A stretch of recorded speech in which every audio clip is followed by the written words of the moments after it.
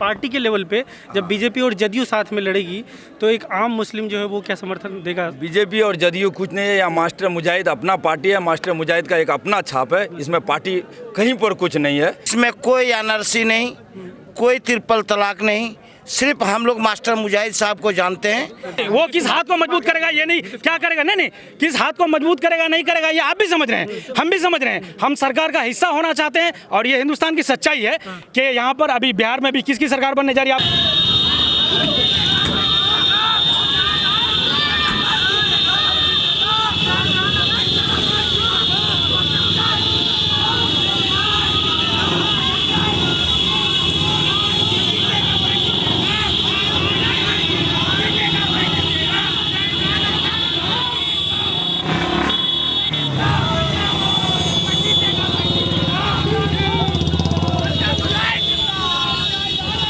किशनगंज के कोचाधामन विधानसभा में अभी हम हैं।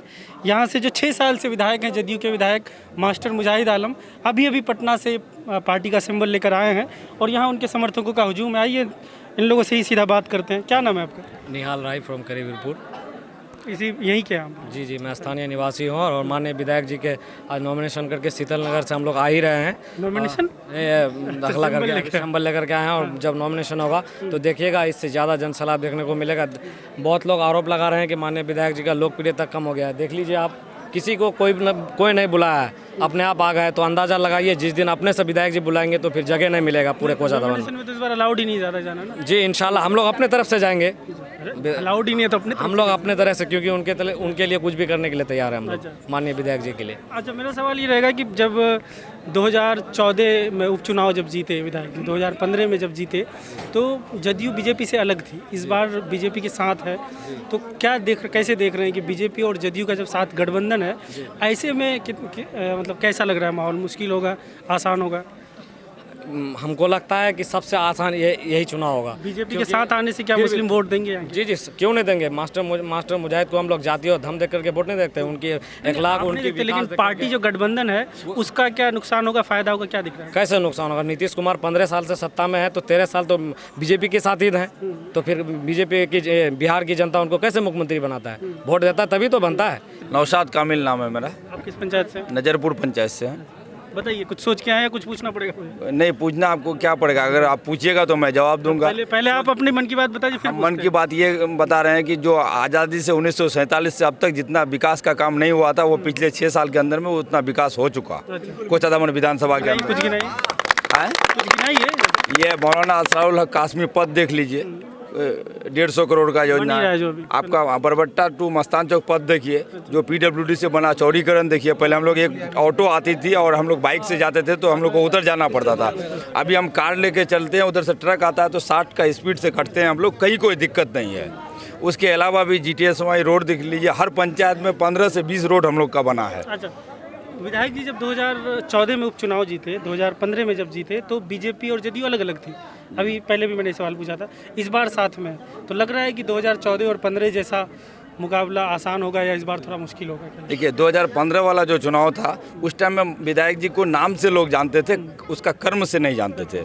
इस बार आप कर्म से जानते हैं कि वो आदमी 24 घंटा में 20 घंटा पब्लिक के बीच में खड़ा रहने वाला व्यक्ति है। मैंने पार्टी की बात कर रहा था मैं। पार्टी के लेवल पे जब बीजेपी और जदयू साथ में लड़ेगी तो एक आम मुस्लिम जो है वो क्या समर्थन देगा? बीजेपी और जदयू कुछ नहीं है, या मास्टर मुजाहिद अपना पार्टी है, मास्टर मुजाहिद का एक अपना छाप है, इसमें पार्टी कहीं पर कुछ नहीं है, मास्टर मुजाहिद के नाम पर वोट होगा। बीजेपी के बारे में आप लोग क्या राय रखते हैं? बीजेपी या प्रधानमंत्री मोदी के? बीजेपी के बारे में क्या राय रखेंगे हम लोगों को? नीतीश कुमार, आपको अल्पसंख्यक के लिए, मैं मदरसा शिक्षक का बेटा हूँ, 8,000 मेरा बाप को वेतन मिलता था। मैट्रिक जब किया था मैं पट्टे का पायजामा लेकर के, पासबुक बिशनपुर में बंद था।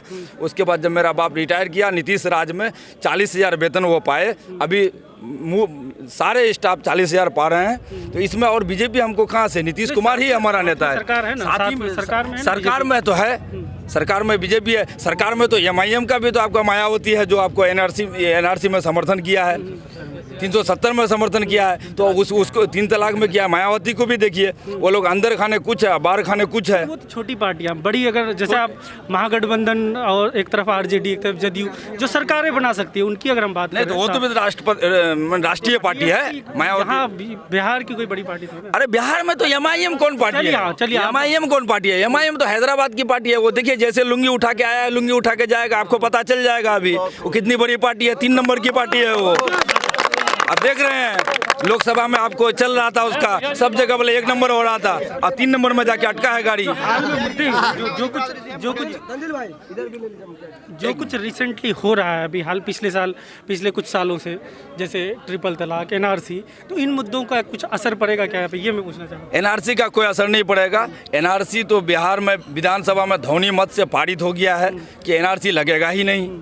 आप एनआरसी को बोलते हैं, लगेगा ही नहीं, ऐसा कब बात? एनआरसी विधानसभा में पारित हो गया है। अच्छा। आप शराबबंदी भी हुआ था, पारित हो गया कि लागू नहीं होगा एनआरसी? आपका शराबबंदी भी हुआ था, इसमें आप NRC क्यों नहीं बोलते हैं? NRC मुसलमान है, सबसे बड़ा ऐतिहासिक फैसला शराबबंदी किया नीतीश कुमार ने। मुसलमानों के लिए शराबबंदी इस चीज को किया गया था। सबके लिए किया था, मुसलमान भी पीता था। हमारा मजहब में सुनते नहीं ना आप, सुनिएगा ना थोड़ा। बोलिए। शराबबंदी का क्या ये मकसद था कि मुसलमानों के लिए शराब हराम है इसलिए बंदी कर देते हैं? ये था इसलिए भी था। और जो गरीब लोग थे, हरिजन लोग थे, वो लोग पी करके अपना पैसा खत्म कर देते थे। लेकिन आप वो ये कह रहे हैं कि नीतीश कुमार ने इसलिए शराबबंदी किया क्योंकि मुसलमान में हराम है तो चलो कर देते हैं शराबबंदी? नहीं ऐसा नहीं है। मुसलमान के लिए, गरीबों के लिए, मजदूरों के लिए शराबबंदी किया। ये भी ऐतिहासिक फैसला था कि उसका मतलब जनाधार खिसक सकता था, लेकिन वो एक स्ट्रेंथ लेकर के वो ये फैसला लिया कि शराबबंदी करना है, और वो ऐतिहासिक फैसला हुआ और उसको सबने माना। यही आपका बंगाल में शराबबंदी नहीं है, तो इस पर भी आप लोग बहस कीजिए मीडिया वाला। सिर्फ आप एनआरसी पर क्यों बहस करते हैं? सब पे कर रहे हैं ना, आप बोलिए ना, आप बोल रहे हैं ना। आप बकरीद का पर्व हुआ मेरा, कितना सर्वसाधारण पर्व हुआ, कहीं कोई छेड़छाड़ नहीं किया हमको, हिंदू मुस्लिम का विवाद नहीं हुआ। पहले क्या दिक्कत होता था? तो पहले दिक्कत नहीं होता था, तो अभी हम बीजेपी की सरकार आप बोल रहे हैं ना, तो अब बीजेपी की सरकार में दिक्कत नहीं हो रहा है ना, अब दिक्कत नहीं है ना। पहले तो नहीं दिक्कत होता था, तो एक था कि आरजेडी का सरकार था। पिछले 1 सालों में जो कुछ हुआ, मैं कह रहा हूँ उसका असर क्या यहाँ पे पड़ेगा? ये इसका असर कुछ नहीं। मास्टर मुजाहिद एक खुद ब्रांड है, उस ब्रांड के पीछे हम लोग चलेंगे। एनआरसी के खिलाफ, सीए एनआरसी के खिलाफ जो प्रोटेस्ट हो रहा था उसमें खुद मास्टर साहब भी शामिल हो रहे थे। शामिल हो रहे थे। तो और जो ट्रिपल तलाक की रैलियां हो रही थी उसमें भी ये आगे रहे, आगे फिर भी रहे। लागू हो गया। तो ऐसे में क्या इसका गुस्सा देखने को मिलेगा? कहाँ लागू हो गया? ट्रिपल तलाक का हो गया ना, मतलब अरे भाई खत्म हो एनआरसी आपका, आप एक बात बोलिए, अब 2 तरह का बात मत बोलिए। एक करके बोलिए। चलिए पहले ट्रिपल तलाक। एनआरसी आपको पहले बिहार ट्रिपल में ध्वनि मत से पारित हो गया कि बिहार विधानसभा में एनआरसी पारित हो गया कि नहीं लगेगा बिहार में, इस बात से आप संतुष्ट हैं? आपको ये लगता है कि जो सिटीजनशिप का इशू होता है वो स्टेट की गवर्नमेंट उस पर कुछ कर सकती है? एकदम कर सकती है, कर सकती है, एकदम कर सकती है। स्टेट में अब सबसे पहले केरल सबसे बेसी हिंदुस्तान का पढ़ा लिखा राज्य है, उसने लागू किया, उसके बाद आपका बंगाल किया, उसके बाद बिहार किया, तो कैसे नहीं लागू हो सकता है? नहीं मतलब सिटीजनशिप के मामले में स्टेट गवर्नमेंट कुछ कर सकती है? एकदम कर सकती है। आप प्रोटोकॉल पढ़िए। आप ट्रिपल तलाक को बताइए। ट्रिपल तलाक का क्या, उसका कुछ? ट्रिपल तलाक का क्या है? ट्रिपल तलाक वो अपना कौन सी ट्रिपल तलाक के बारे में पूछते हैं? क्या पूछते हैं? 3 तलाक के बारे में, जो भी 3 तलाक को लेकर हुआ पिछले, कोई जानकारी नहीं है कि आपको 3 तलाक को लेकर पिछले 1 साल में क्या हुआ? जानकारी है। तो एनडीए की गवर्नमेंट थी कि ट्रिपल तलाक खत्म कर देना चाहिए। नहीं तो वो तो बीएसपी भी समर्थन में थी, उसको पूछिए जाके आप। बीएसपी वाले से वो चीज पूछिए, नहीं उससे पूछिए आप, हमसे मत पूछिए ये आगे चीज। चलते हैं। बीएसपी से पूछिए आप, जिस पार्टी से जुड़े उनसे नहीं बीएसपी से पूछिए वो। क्या नाम है? जी, मेरा नाम है नूर इस्लाम नूरी, आप किस पंचायत? ग्राम पंचायत बगलवाड़ी। बताइए। मैं शेरशाबादी से बिलोंग रखता हूँ। इसमें आप क्या पूछना चाहते हैं पूछिए। शेरशाबादी कम्युनिटी से आप आते हैं, है ना? शेरशाबादी जदयू में जुड़े हैं अच्छा और जदयू को अच्छा नेता नीतीश कुमार को समझते हैं, अच्छा। और हमारा कोचाधामन में दिग्गज विधायक मास्टर मुजाहिद आलम को सब पसंद करते हैं। इसमें कोई एनआरसी नहीं, कोई ट्रिपल तलाक नहीं, सिर्फ हम लोग मास्टर मुजाहिद साहब को जानते हैं, जिसने विकास पुत्र और कोचाधामन में विकास किया। तो आप बस कैंडिडेट के आधार पर आप लोग इस बार जाना चाह रहे हैं कि कैंडिडेट के आधार पे भी जाना चाहते हैं और माननीय मुख्यमंत्री नीतीश कुमार के भी आधार पे जाना चाहते हैं। माननीय मुख्यमंत्री नीतीश कुमार ने जो बिहार को रोशनी डाला, बिहार में जो विकास किया, वो 70 साल में देश आज़ाद होने के बाद बिहार में विकास नहीं हुआ। सही बात है भाई। ये इलाका जो है ओडीएफ जान रहे, खुले में शौच मुक्त जो घोषित कर दिया गया इलाका जी, हाँ है ना? तो आपको लग रहा है इस इलाके में और कोई बाहर शौच नहीं करता, ये मानते हैं क्या? नहीं, बाहर शौच नहीं करते हैं, ये देहात इलाका है। अभी जो आप रैली लेके वहाँ से आए आप लोग शीतल नगर से, रास्ते में क्या कोई रोड में शौच करते हुए महिला इधर उधर भागती हुई नहीं मिला। आँख बंद करके आ रहे होंगे? नहीं, हम गाड़ी में क्यों आँख बंद करके आएंगे? सुबह जब आप 6 बजे निकलते हैं तो रोड पे कोई दिखता है रोड पे शौच करते हुए कोई? देखिए, बात ऐसे है, जो शुरू से लोग रोड में शौच करते थे, जब से ये शौचालय बना हुआ है 80% आदमी शौचालय में जाते हैं। और जो बेचारा के पास थोड़ा जगह है, जिसको रहने की जगह नहीं है, वो शौच जो है बाहर जाते हैं। क्यों हम मतलब जो ओडीएफ घोषित कर दिया गया वो गलत है ना? जी, वो मतलब गलत है। मतलब लोग बाहर अब भी जा रहे हैं तो फिर ओडीएफ घोषित कैसे कर दिया नीतीश सरकार ने? नहीं, नीतीश सरकार ने घोषित किया है, लेकिन बाहर जाते हैं, ये नहीं कहते ये नहीं जाते हैं। अगर मान लीजिए 100% में 80% घर में जाते हैं, 20% जिसके पास कोई साधन नहीं है, जिसके पास जमीन नहीं है, जो वो शौचालय नहीं बना सकते हैं, वो कुछ लोगों का ये आदत बना हुआ है। और देहात इलाका है, जंगल इलाका है। क्या ये जिम्मेदारी नहीं है कि उनकी आदत को सुधारा जाए? बिल्कुल सुधारेंगे, कैसे? तो बिल्कुल ये कमी रह गई ना। तो क्या उस आदत को सुधारने के बाद ओडीएफ घोषित नहीं करना था? ओडीएफ घोषित करने में इतनी जल्दी क्यों थी सरकार? नहीं, इस बात को हम नहीं कह सकते। चलिए, आप ओडीएफ एक्सपर्ट आप थे क्या? हाँ बताइए, क्या नाम है? जी, मेरा नाम मुयस्सर आलम है। मैं ग्राम पंचायत मझगवां से हूँ, प्रखंड कोचा धामन। जी बोलिए, क्या पूछना आप? कुछ सोच के नहीं आया ना, पूछना पड़ेगा ना मुझे। ओडीएफ के बारे में चर्चा कह रहे थे, ठीक है? देखिए, ODF सुनिए। घोषित हो गया इलाका है ना, फिर भी आज भी एक सेकंड पहले क्लियर कर दूं। हम एक 1-1.5 घंटे तक बात करेंगे, हर बड़ा ही आपसे ही बात करेंगे, ठीक है? पहले इनको बोलने दें। ओडीएफ घोषित कर दिया गया है, फिर भी लोग आजकल अभी बाहर शौच करते हुए दिखते हैं कि नहीं?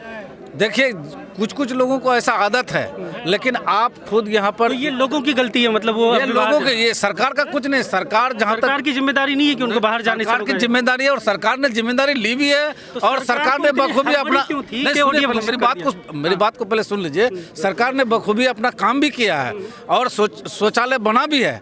लेकिन बहुत लोग हमारे यहाँ क्या है कि बाहर में शौच करने का आदत पड़ गया, तो उसमें जलावन लग देते हैं, तो उसमें सरकार क्या करेगी? आप जाके देख लीजिए। नहीं, आप नहीं, पब्लिक को जागरूक हम लोग मतलब जो हम लोग टीम बनाए थे, जागरूक भी किए हैं, समझे? और एक चीज आप नौशाद भाई से पूछ रहे थे, बीजेपी ठाकुरगंज का मुद्दा यहाँ मत लाइए ना। नहीं, अरे सुनिए, वहाँ का मुद्दा यहाँ मत लाइए। यहाँ तो आपसे भी पूछेंगे वो चीज। आप पूछ रहे थे, पहले इस पे तो बात कर ले। हाँ बोलिए। मैं कह रहा हूँ कि आप कह रहे हैं आदत लग गई है, इसलिए सरकार उसमें क्या कर सकती है? सुनिए, शराब का भी लोगों को नशा था, तो फिर शराब पीने देते उनको, है कि नहीं? आप देखिए, सुनिए, शराब का नशा है, उनको मतलब पीने देते। नहीं, सुनिए, वही चीज है ना। अब बाहर शौच करने की आदत लग गई तो उनको करने दीजिए। पहले आप सवाल किए ना, तो मेरा जवाब भी सुन लीजिए। आप पहले जवाब सुन लीजिए। देखिए, जैसा कि शराबबंदी किया, उसका एक भट्टी हुआ करता था, भट्टी बंद कर दिया, दुकान बंद कर दिया। सोच का तो दुकान और भट्टी नहीं ना जो जाके बंद कर दे। रोक सकता है ना, पहले तो अधिकारी नहीं, सुनिए, उसका रोका गया। लेकिन अब सुनिए, कोई 12 बजे रात को उठ करके अब जाके मछली मारने के लिए अब बाहर में शौच कर दिया, तो उसमें क्या कीजिएगा? आप सबके पीछे आप नहीं रह सकते। लेकिन आप गाँव में जाके चल के देखिए। नहीं, आप गाँव में नहीं कर सकते थे, तो खुले में शौच से जो ओडीएफ घोषित करने में हड़बड़ी क्यों? आज से 2 साल 3 साल पहले जब सुनिए 2 साल 3 साल पहले जब गांव में जाते थे, अगर लाइट लेके नहीं जाते थे तो गंदगी हमको मतलब मैला से सामना हो जाना पड़ता था, खींचना पड़ता था। लेकिन आज जो है आप गांव में जाएंगे, कहीं भी आपको मैला नजर नहीं आएगा, समझे? और ये एकदम बहुत बढ़िया है। प्रमुख साहब अच्छे से बता। और सुनिए, एक चीज आप पूछ रहे थे। हाँ, आप जो बोल रहे थे कि यहाँ बीजेपी के साथ में ऐसा है वैसा है। देखिए सर, बीजेपी के साथ गठबंधन है, क्लियर चीज। हाँ सुनिए, बिल्कुल गठबंधन है, आज है, कल नहीं भी हो सकता है। ये राजनीतिक है, आना जाना। सुने, नीतीश कुमार जीतने के बाद अलग हो जाएंगे? नहीं, बिल्कुल नहीं, क्या अलग रहेंगे? देखिए, नीतीश कुमार एक ऐसा नेता है जहां वो देखेगा कि फायदा है बिहार का हित के लिए, अपने हित के लिए नहीं मार देंगे। नहीं, पलटी नहीं मारेंगे, अपने हित के लिए नहीं, बिहार के अवाम के लिए। अगर पलटी मारना पड़े 100 बार तो 100 बार पलटी मारेंगे, नहीं मारना पड़े तो नहीं मारेंगे, लेकिन बिहार का विकास के लिए, बिहार का विकास के लिए, वो अपने लिए महागठबंधन नहीं। को 2015 में जो जिताया गया, जी। तो मतलब आपको लग रहा है वो सरकार सही नहीं चल रही थी, इसलिए नीतीश कुमार को बीजेपी के साथ। अगर सरकार चलती तो बीजेपी में नहीं जाते, और मजबूरी था उनके साथ, नीतीश कुमार के साथ। वो किसी परिवार के लिए नहीं बने थे ना। अब वो महागठबंधन में रह करके, लालू जी का तो आप लोग जानते हैं, मीडिया वाले हैं, बेसी जानते हैं, है ना। वो परिवार में परिवारवाद वाला पार्टी था, और ये जो नीतीश कुमार ये परिवारवाद देखना नहीं चाहता है। वो अपने यहाँ पर जितना 10 करोड़ जनता है, सबको अपना परिवार मानता है, ना कि एक को अपना परिवार मानता है। सबको अपना परिवार मान करके वो अपना विकास, जहाँ देखा कि भाई यहाँ से विकास होगा, वहाँ वो चला गया। चलिए अब उसी पे रुकिए, परिवारवाद पे हुआ है। पर आपको ये लगता है कि नीतीश कुमार की पार्टी में परिवारवाद नहीं होता है, बीजेपी में परिवारवाद नहीं होता है?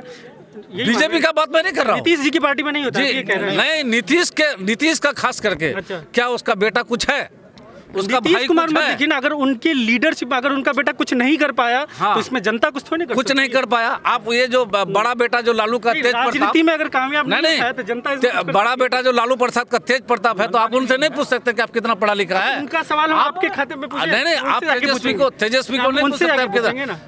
उससे ज्यादा पढ़ा लिखा नीतीश कुमार का बेटा है, लेकिन वो अपना इसे राजनीति में लाया नहीं है। नीतीश जी कुमार के पार्टी में और लोग के बेटे तो आ रहे हैं राजनीति में, और लोग का परिवार है ना, जो लायक है, लेकिन जो लायक है, जो काम करने वाला है, उनको लाया है। आपको लगता है कि तेजस्वी यादव सक्षम नहीं है? नीतीश कुमार के पार्टी में जो बेटे आ रहे हैं वो सक्षम नहीं, वो बिल्कुल सक्षम भी नहीं है। वो एमएलए क्या, वो तो मुखिया के लायक नहीं है, वार्ड सदस्य के लायक नहीं है। लालू प्रसाद का बेटा है, उससे अच्छा तो हम है, और कोई है यहाँ का, वो हम है, उससे अच्छा है। अच्छा चलिए, अब पंडित साहब से बात करते हैं। हाँ। एक सेकंड, हाँ बताइए, नाम क्या है? मेरा नाम जवादुल हक, मैं प्रमुख प्रतिनिधि कोचा धवन। अच्छा, प्रमुख प्रतिनिधि मतलब आपकी वाइफ प्रतिनिधि? मेरी वाइफ तो प्रमुख प्रतिनिधि है क्या, कोई पोस्ट होता है?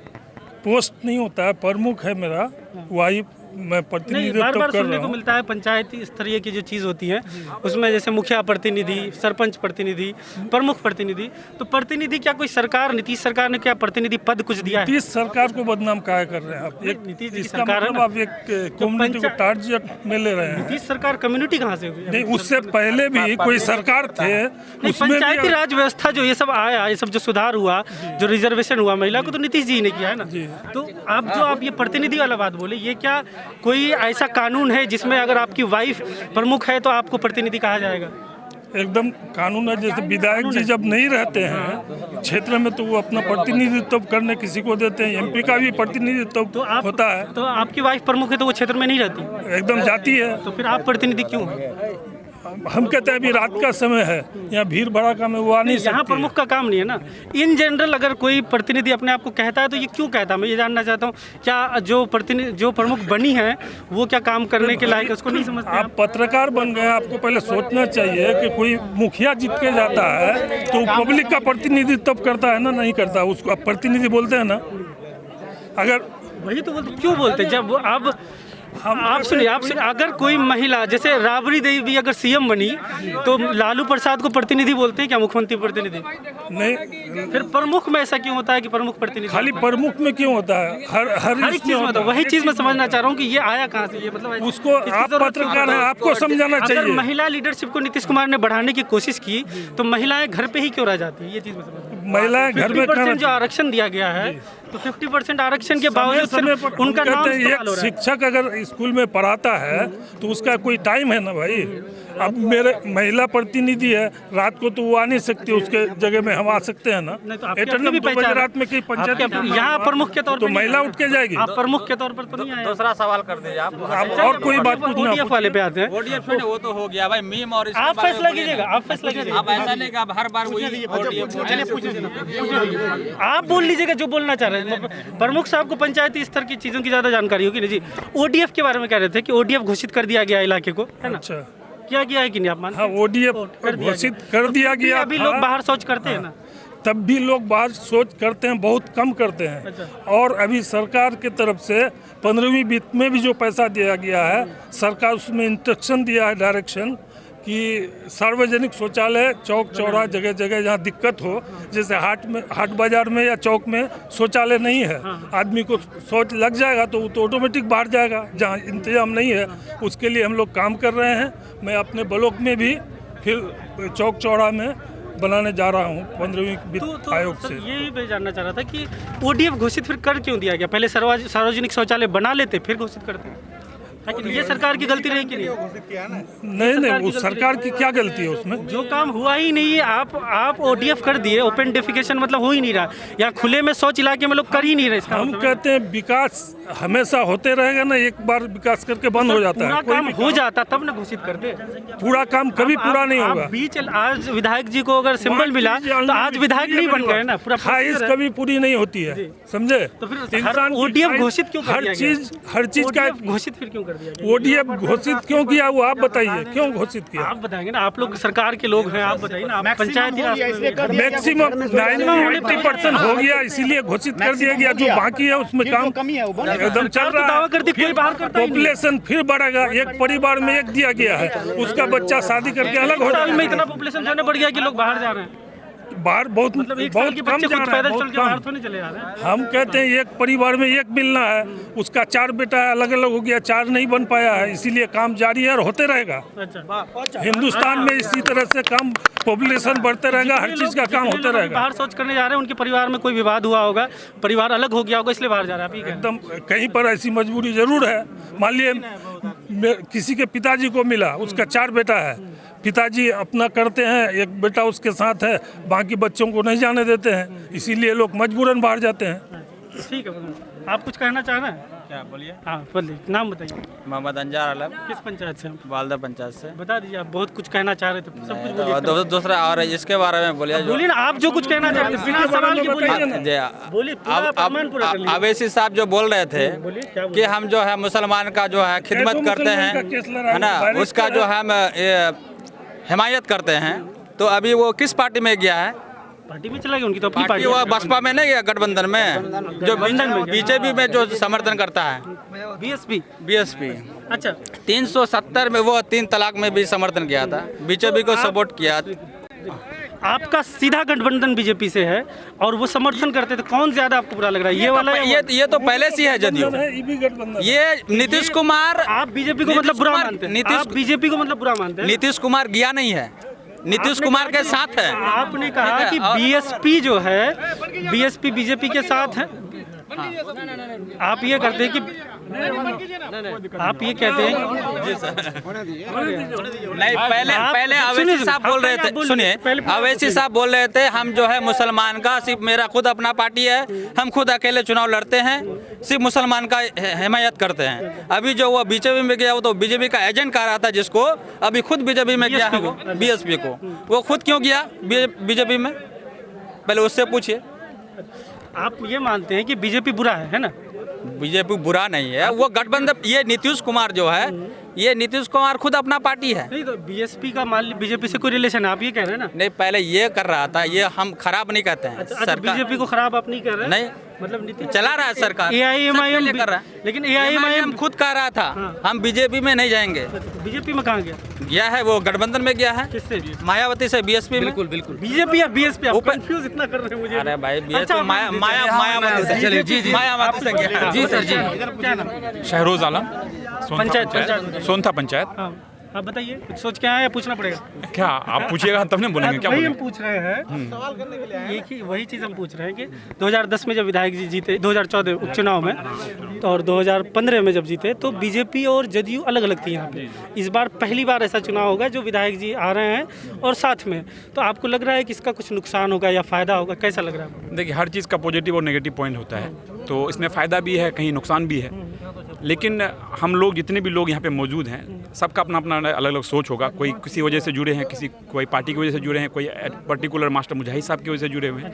मेरा पर्सनली अपना एक सोच ये है कि अगर मास्टर मुजाहिद जैसा नेता अगर कोचाधामन के इस विधानसभा से हार जाते हैं, तो नेताओं का माइंडसेट हो जाएगा कि मेहनत करने से, काम करने से, विकास करने से यहाँ पे वोट नहीं होता है। यहाँ पे पर्टिकुलर आप सिचुएशन देख करके एक पार्टी के पीछे लग जाइए, उसमें पैसा खर्चा कीजिए और एक माहौल के हिसाब से एक पार्टी को लेके आइए, उसका टिकट जैसे भी हो लीजिए और यहाँ के जीत जाइए, पार्टी के लहर में जीत हाँ जीत जाइए। तो एक हम लोग इस चीज़ को, हम लोग जो यूथ हैं, हम लोग चाहते हैं इस चीज़ का ये जो ट्रेंड है वो चेंज हो, ताकि जो भी लोग आए तो वो काम पे फोकस करे।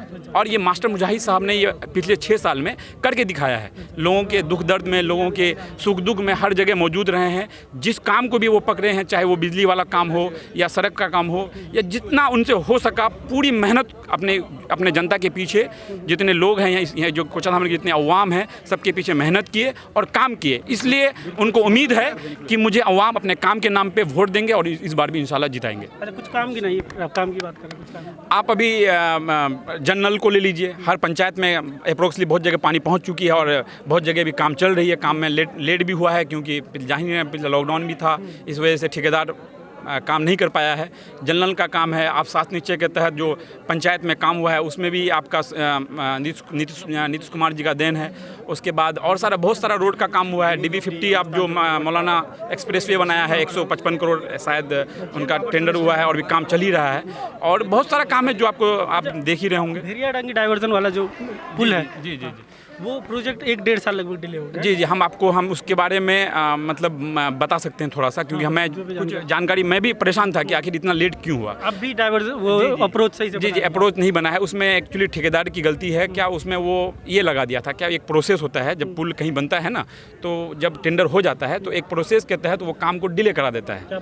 ठीक है, वो प्रोसेस आपको हम एग्जैक्टली नहीं बता पाएंगे, लेकिन वो ठेकेदार मतलब जैसे कि मान के चलिए किसी कोई काम 5 करोड़ में लिया वो, ठीक है, जब वो काम करने गया, क्योंकि देखिए रोड का क्या होता है कि वो नापाई बढ़ गया, हाँ, बजट जब देखा कि इसमें भाई यहाँ पे ज़्यादा गड्ढा होना, हाँ बढ़ रहा है, या पिलर बढ़ रहा है, या उसमें गड्ढा ज़्यादा करना पड़ेगा, इतना गड्ढा में मेरा पुल नहीं टिक रहा है, या बहुत सारा मामला जब आता है तो उसको स्टे लगा होल्ड करके उसको फिर दोबारा रीटेंडरिंग करा जाता है। ठीक है, उसी प्रोसेस में वो एक्चुअली चले गया था। एस्टिमेट तो बाद में उसको लगभग 6 करोड़ से 8 करोड़ किया गया, अप्रोक्स बोल रहे हैं, हम एग्जैक्ट नहीं बोल पा रहे हैं। तो उसके बाद अभी काम चल रहा है और देख लीजिए इंशाल्लाह इलेक्शन से पहले वो कंप्लीट हो जाएगा। और कुछ कहना आपको? जी, आप अगर कुछ जानना चाहिए तो बताएंगे। पीछे से बंद करने बोल नहीं, कोई दिक्कत नहीं, बात कीजिए, आप बात कर सकते हैं। हाँ, इसी चीज़ पे आते हैं जो फिक्स चीज़ें हैं जिन पे कि अब तक मुझे सही जवाब नहीं मिला।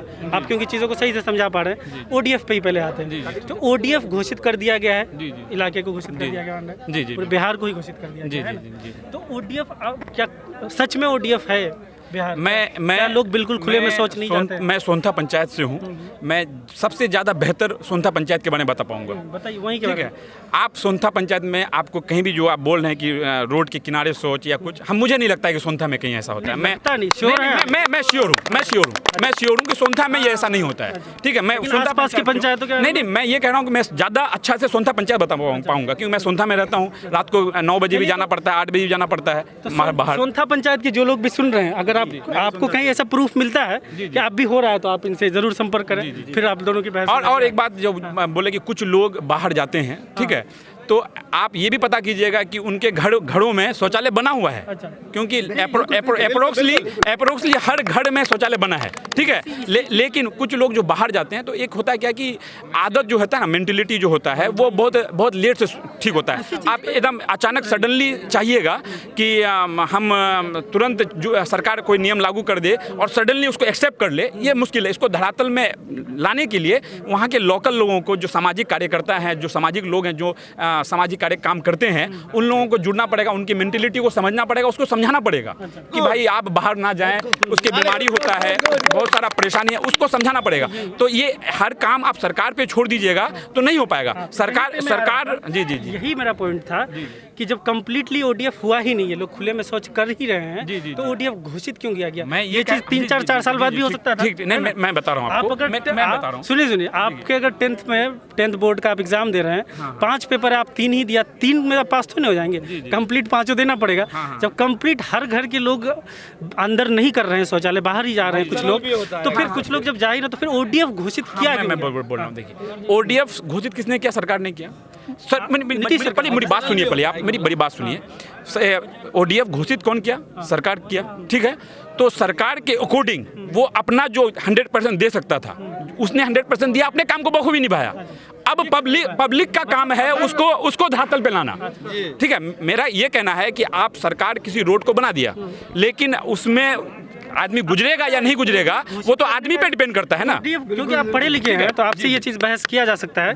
ODF घोषित करने की जो शर्तें हैं वो क्लियरली कहता है कि किसी भी पंचायत को ODF तब घोषित किया जाएगा जब एक भी वहाँ का रहने वाला ग्रामीण कोई भी बाहर नहीं जा रहा हो, प्लस जो बाहर जब शौच करके आ रहा है वो साबुन से हाथ तक धो रहा है। तो हम तो साबुन से हाथ धोने तक जा ही नहीं रहे, हम सिर्फ खुले में शौच के ऊपर बात कर रहे हैं। खुले में तो वो जो खुले में शौच के ऊपर बात है वो जब कम्प्लीटली हुआ ही देखिए मेरी बात सुनिए।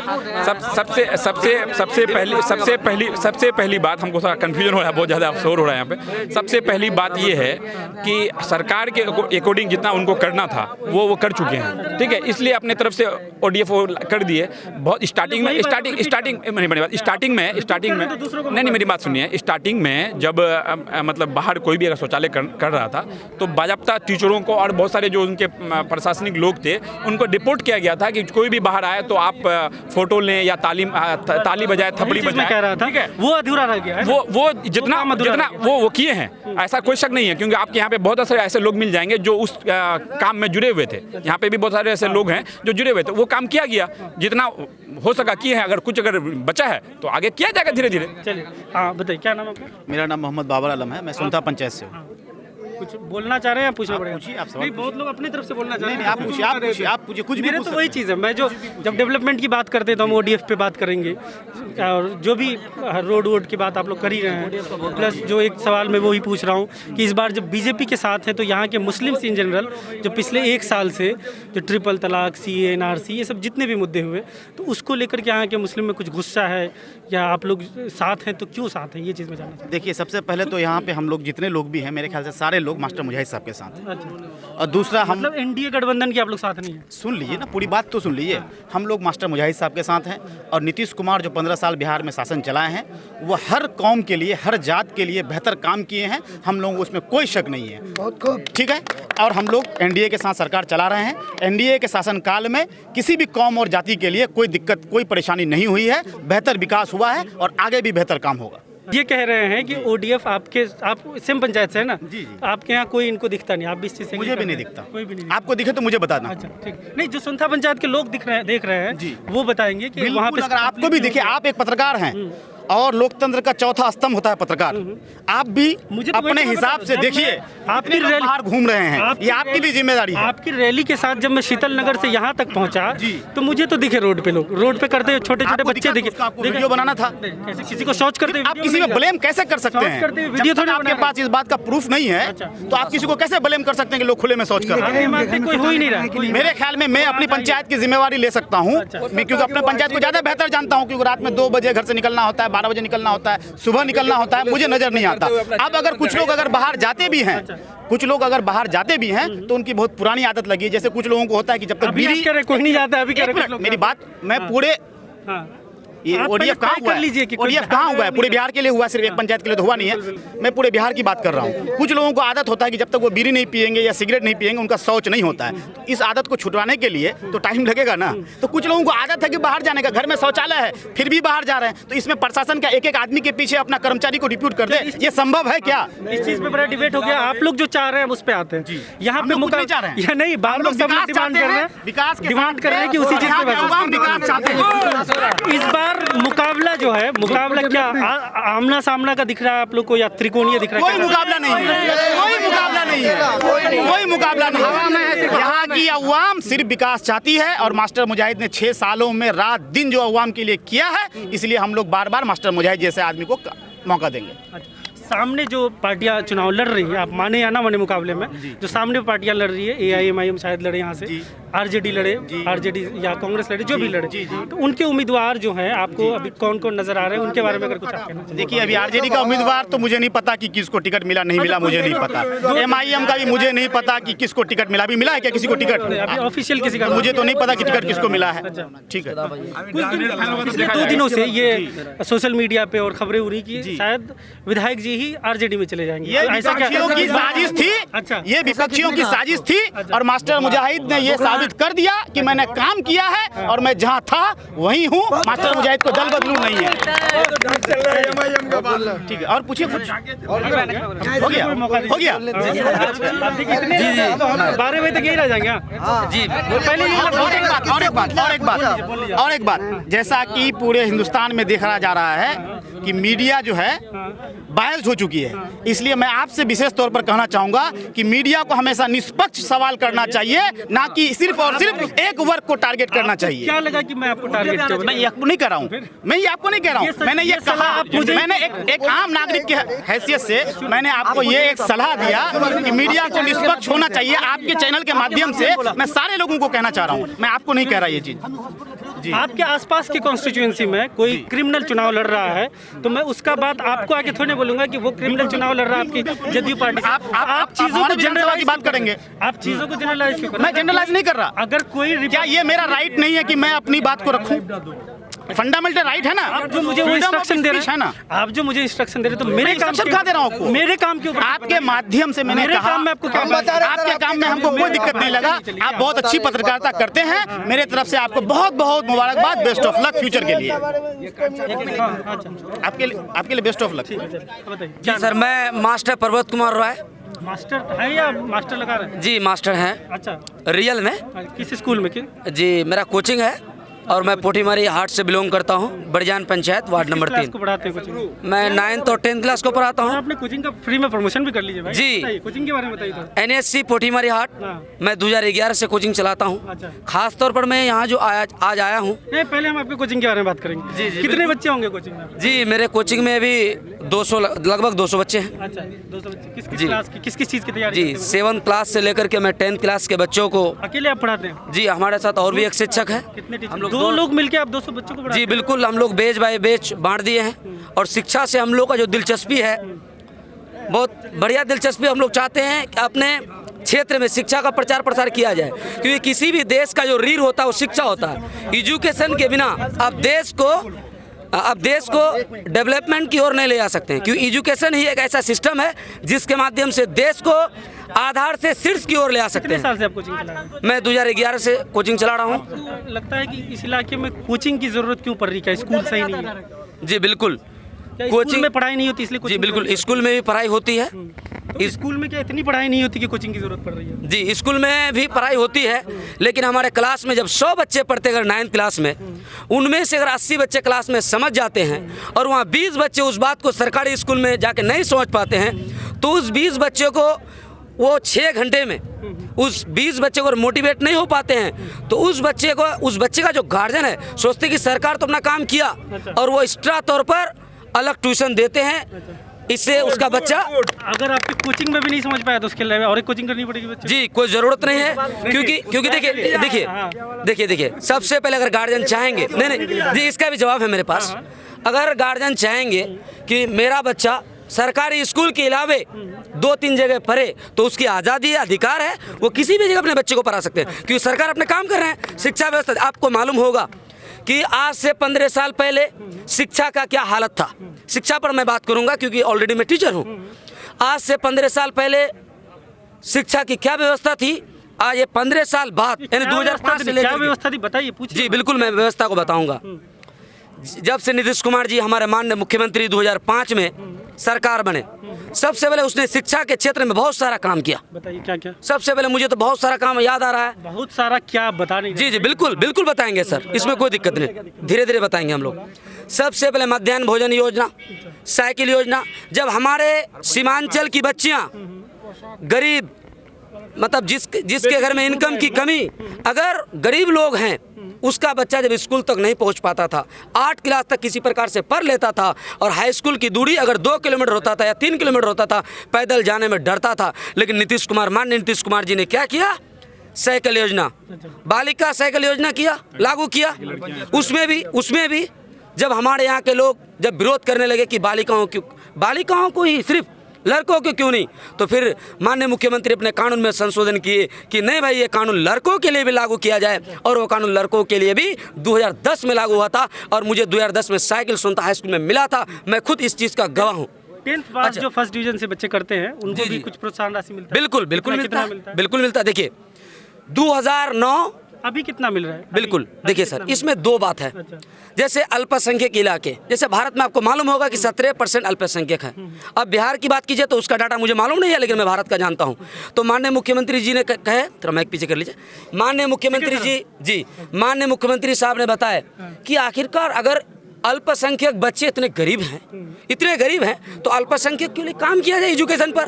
तो उसने अल्पसंख्यक के लिए क्या किए कि छात्रवृत्ति योजना में सिर्फ अल्पसंख्यक के बच्चों को ही जोड़े, और उसमें SC ST को लिए, और बड़े वो उच्च जाति के लोगों को वहाँ पर मैनेज किए। प्रोत्साहन राशि दिया जा रहा है जी, वो क्या मिल रहा है आपके इलाके में? सबको मिल रहा है? सबको मिल रहा है। अभी देखिए फर्स्ट डिवीजन करता है, उनमें से 10,000 रुपए मिलते हैं, ताकि बच्चा मिल रहा है। 10,000 मिल पा रहा है, बिल्कुल कोई प्रॉब्लम नहीं आ रहा। कोई प्रॉब्लम नहीं। मेरे पास कई शिकायत आया कि सबको नहीं मिल पा रहा। किशनगंज में भी कई ऐसे बच्चे जो नहीं मिल पा रहा। जी, आपकी जानकारी में? जी बिल्कुल, उसका भी जानकारी है मेरे पास।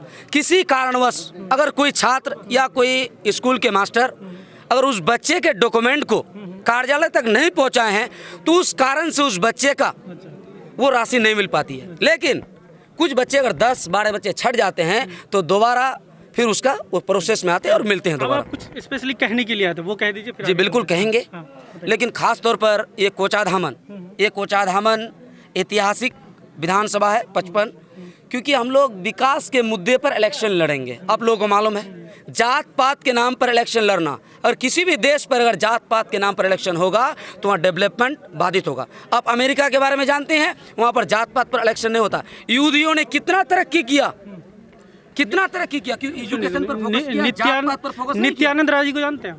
जी जानते हैं। कौन है नित्यानंद? वो अभी बीजेपी से सांसद भी हैं, और इससे पहले बीजेपी का मिनिस्टर भी। आज ही उन्होंने ये कहा है कि अगर बिहार में महागठबंधन आरजेडी कांग्रेस की सरकार बन जाती है तो कश्मीर के जो टेररिस्ट है वो बिहार में आ जाएंगे। ये आपको नहीं लगता है यहाँ पे किधर इशारा हो रहा है? कुछ समझ में आ रहा है? जी देखिए, आपको लगता है कि वो मुसलमानों पर वार कर रहे हैं या मुस्लिम पार्टी पर वार कर रहे हैं? कश्मीरियों पे ही कर रहे हैं। अगर नहीं, ये बयान आपको सही लग रहा है? देखिए उस बयान में भी कुछ बात है। उसने जो बयान किए हैं कि यहाँ पर कश्मीर बन जाएगा, ऐसी कोई बात नहीं है। कश्मीर नहीं बन जाएगा, कश्मीर के जो आतंकवादी हैं वो बिहार में आ जाएंगे, ये कहा उन्होंने। किसके जीतने पर? आरजेडी कांग्रेस की। आज ही कहा उन्होंने आरजेडी। देखिए सबसे पहले ये जो महागठबंधन है, ये जो महागठबंधन आप इसको नहीं कह सकते हैं, सिर्फ ये लालू गठबंधन है। देश से मत जाइए ना, आप सवाल से भटक रहे हैं। जी इतना अच्छा बोल रहे थे, फिर आप सवाल पूछे, जवाब। कोई दिक्कत नहीं, सवाल का जवाब देता हूँ। नित्यानंद जी ने कहे कि यहाँ पर कश्मीर बन जाए, वो पॉइंट देखिए ये पॉइंट कहे उसने। तो मैं नहीं एक मिनट सुन लीजिएगा थोड़ा। मैं इसमें कहना चाहता हूँ कि महागठबंधन में चेक करना चाहिए आपको एक पत्रकार के नाते। उनमें से क्वेश्चन कुछ और है। चलिए आप पहले नाम बताइए पंचायत। मेरा नाम आगा अबरार अहमद, पंचायत बिशनपुर। जी आप बताइए। हाँ, आपका सवाल नित्यानंद राय वाले सवाल पे सीधी सी बात है कि किसी भी पार्टी की, हिंदुस्तान में हम हैं, हिंदुस्तान की जमहूरियत क्या है, यहाँ सेकुलरिज्म है, किसी भी पार्टी की आइडियोलॉजी ये हो ही नहीं सकती है, और ना उसका कोई ऐसा मैनिफेस्टो हो सकता है। अगर इस तरह की कोई बयान है, अभी तक तो ये मेरे संज्ञान में नहीं आया, लेकिन नहीं ठीक है, अगर इस तरह का कोई भी बयान आया है तो ये किसी एक का निजी बयान है। ये मैं रैली में ये बयान कहा जाता है, आपको लगता है ये निजी बयान? बिल्कुल निजी बयान है, चूंकि नहीं अगर उनके बयान के साथ उनकी पार्टी या उनकी सरकार खड़ी होती है तो इसमें सवाल उठता है। अगर कोई आदमी, हम अगर यहाँ पर अगर आपके साथ कुछ बदतमीजी करते हैं तो जिम्मेदार यहाँ पर मास्टर मुजाहिद साहब थोड़े होंगे, या यहाँ पर खड़ा सारा पब्लिक थोड़े होगा। पार्टी के लिए ना? नहीं, हम किसी हम हैं बिल्कुल। आप देश के एमओएस होम मिनिस्टर तो नहीं है, लेकिन नहीं, आप एक बात जिम्मेदारी की नहीं, मिनिस्टर भी एक इंसान है। किसी भी एक इंडिविजुअल का बयान को जनरलाइज नहीं किया जाए। अगर हाँ बिल्कुल पार्टी का इससे कोई लेना देना नहीं है, उसके अलावा किसी भी आम पब्लिक को इस पर गौर नहीं करना चाहिए। ऐसे लोगों को कोई भी बिल्कुल इग्नोर करना चाहिए। होम मिनिस्टर, देश के एमओएस होम मिनिस्टर कुछ कह रहे हैं तो इग्नोर नहीं, सीधी सी बात है। इग्नोर सिर्फ होम मिनिस्टर को ही नहीं, जो इतने भी लोग चाहे वो किसी भी पार्टी से हैं, अगर वो इस तरह के कम्युनल बयान दे रहे हैं तो उन सारे लोगों का बैकआउट होना चाहिए, चाहे वो किसी पार्टी से हो, किसी मजहब से हो, किसी जाति से हो। पार्टी का बैकआउट नहीं होना चाहिए, हर किसी का होना चाहिए। क्या तो रहा हूँ, पार्टी तो गठबंधन में है ना। पार्टी देखिए, किसी भी एक ऑर्गेनाइजेशन में एक इंसान के जाने आने मरने जीने से कोई फर्क नहीं पड़ता है। नहीं, इसलिए कोई फर्क नहीं पड़ता है। इसलिए एक इंडिविजुअल को आप देख के उसके एतबार से अगर आप कहेंगे वो एक इंडिविजुअल है। नित्यानंद राय, गिरिराज सिंह, राकेश सिन्हा इंडिविजुअल दिख रहे हैं आपको? ये 3 आदमी कैसे हुआ? एक आदमी का बयान है, आप 3 गिरिराज सिंह जी नहीं, आप एक आदमी का बात कर रहे हैं। दूसरा एक आदमी बयान दिया, दूसरा बयान नहीं, एक आदमी बयान दिया। राकेश सिन्हा ने कहा कि सीमांचल में घुसपैठिए बढ़े हुए। देखिए अगर उन्होंने कहा, आपको भी पता है, हमको भी पता है, सबको पता है कि ये कहने का संदर्भ क्या है उनका, ये वो भी कहना गलत है, लेकिन उसका संदर्भ क्या आपको नहीं पता? यहाँ शरणार्थी रह रहे हैं, है पता आपको? अच्छा, आप एग्री कर रहे हैं उनके बयान से? हम उनके बयान से एग्री नहीं कर रहे हैं। तो वो तो कहते हैं देखिए जब भी वाद प्रतिवाद होता है, एक दूसरे पर इल्जामबाजी होती है, और जब भी कभी इलेक्शन का जमाना आता है, होता है। उसके अलावा जब भी इलेक्शन का जमाना आता है ना, तब हर किसी को अपना जाति, धर्म और मजहब याद आता है, खासतौर से हिंदुस्तान में। आज यह पहली इलेक्शन नहीं है हिंदुस्तान में। 1952 से जब से इलेक्शन होना शुरू हुआ है, तब से लेकर अब तक जब इलेक्शन आता है, तब धार्मिक बातें होती है। इलेक्शन खत्म हो जाता है, हर इंसान अपने अपने रोजी रोटी। ये गलत है ना? हाँ, बिल्कुल गलत है, बिल्कुल गलत है। इसीलिए हम जाति धर्म के नाम पर कहाँ वोट कर रहे हैं? हम तरक्की के नाम पर वोट करने जा रहे हैं। पार्टी उसी नेता के साथ खड़ा है जो नेता आज से 70 साल से उसी गठबंधन को कर रहे हैं जिसके लोग नहीं, वो किन के लिए कह रहे हैं, क्यों कह रहे हैं, ये उनका अपना पॉलिटिकल स्टैंड है। लेकिन हम जो खड़ा है उस नेता के लिए खड़ा है जिन्होंने पहली बार कोई ऐसा नेता या कोई ऐसा विधायक हुआ जो ये सब कुछ करके दिखा दिया, जो सब कुछ लोग इसको नामुमकिन कह रहे थे। वैसे जगहों में सड़क बना जहां पर सड़क की अपनी जमीन नहीं थी, वैसे टोले बसावटों के लिए सड़क बना जहां पर जाने आने का रास्ता नहीं था, वैसे जगहों में बिजली पहुंच गई जहां पर जाने का कोई नामो निशान नहीं था। आप बात कर लीजिए, मिसाल भी मैं दे देता हूं आपको पता है चारगढ़िया चौक से जो रोड जाती है। चलिए मैं बोल देता हूं, 2017 में जितने जगह पे कटान हुआ सब बन गया।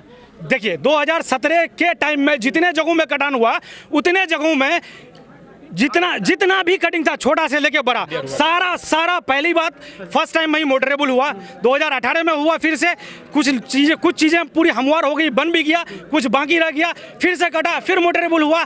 उसके अलावा बहुत से ऐसे कटिंग है जहां पर अब तक पुल बन के तैयार है, कहीं पर बन रहा है। 17 में और फिर से कट गया। 2018 में 2017 में बना, 18 में कट गया। हाँ बिल्कुल, क्यों बाहर नहीं आया? दोबारा बाहर नहीं आया? नहीं बन गया। देखिए जो सच्चाई है, हम जो सच है वही बता रहे हैं। तो मतलब बार-बार कटता जा रहा, तो काम में कमी है, काम में कुछ गलत नहीं मोटर। देखिए हम क्या बोले, किसी भी जगह अगर पुल की व्यवस्था है, होनी है, जरूरत है, आप भी समझते हैं, हम भी समझते हैं, हर इंसान समझता है, सिर्फ बोलने से नहीं होता है। किसी भी काम को करने के लिए जो प्रोसीजर, जो उसका टाइम है, ड्यूरेशन है, पास कराना है, क्या कराना है, सब चीज में वक्त तो लगता है ना। जब तक दूसरा बार आया, अगर वो कटा फिर मोटरेबल बना, अब जो बन रहा है, आप देखिए, आपको हम छोटा सा मिसाल देते हैं। हमारा स्टेट हाईवे है भेड़ियाडांगी डाइवर्सन, हमारे लिए एक जी का जंजाल था, अब तो पुल बनकर तैयार हो गया, चल रहा है।